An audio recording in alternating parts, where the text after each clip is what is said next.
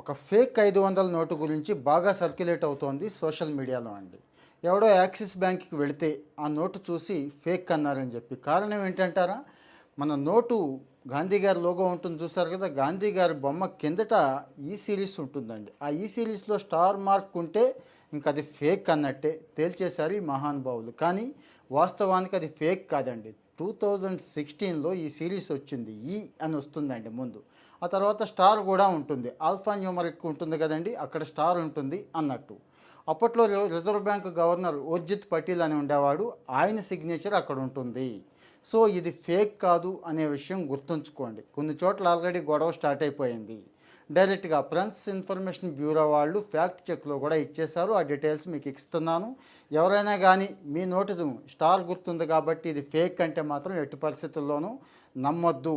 వాదించండి, ఇది చూపించండి. అసలు ఫేక్ ఎలా గుర్తుపట్టాలనేది